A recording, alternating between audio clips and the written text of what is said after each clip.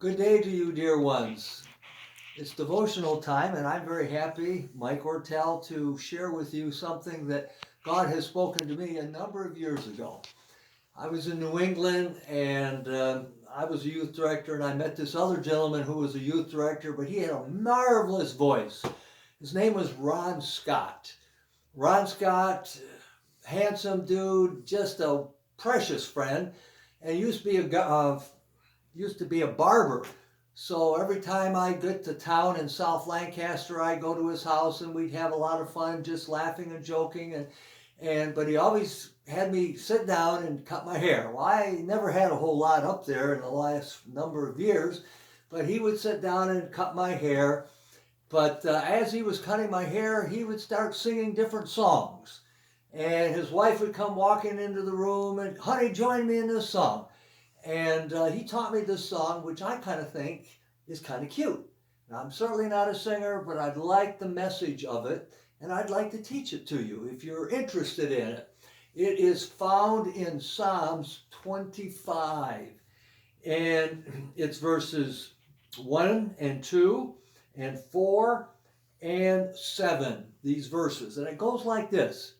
Unto thee, O Lord, do I lift up my soul. Unto thee, O Lord, do I lift up my soul. O my God, I will trust in thee. Let me not be ashamed. Let not mine enemies triumph over me. Then the next verse is in 4. Show me your ways, O Lord. Teach me your paths, O Lord. O my God, I will trust in thee. Let me not be ashamed. Let not mine enemies triumph over me. And then we go down to verse 7. Remember not the sins of my youth. Remember not the sins of my youth. O my God, I will trust in thee. Let me not be ashamed. Let not mine enemies triumph over me. I will be riding in my car, and all of a sudden I'm thinking and praying to God, and I'm thinking heavenly thoughts, and I'll start off singing this song or some other song that I know. And of course, I'm kind of embarrassed I even sang to you today because that's the furthest thing I can do in life.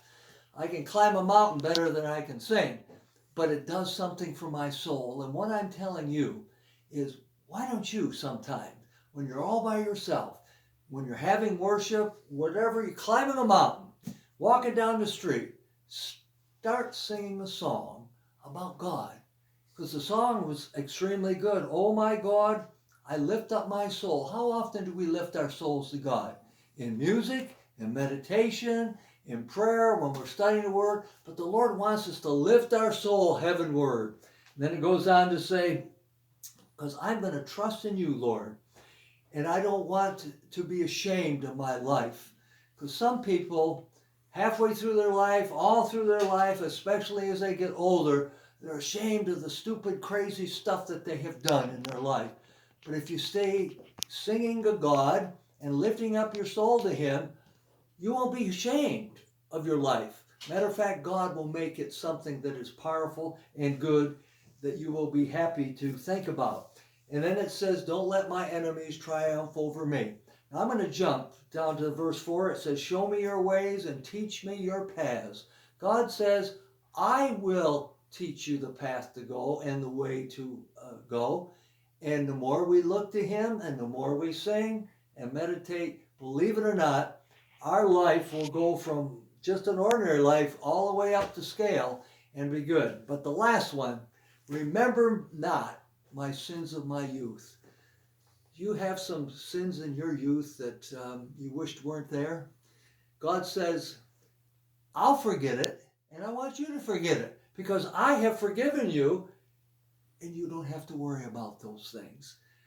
Go to your rest at night in bed and go to rest at the end of your life knowing that God has forgiven you of your sins.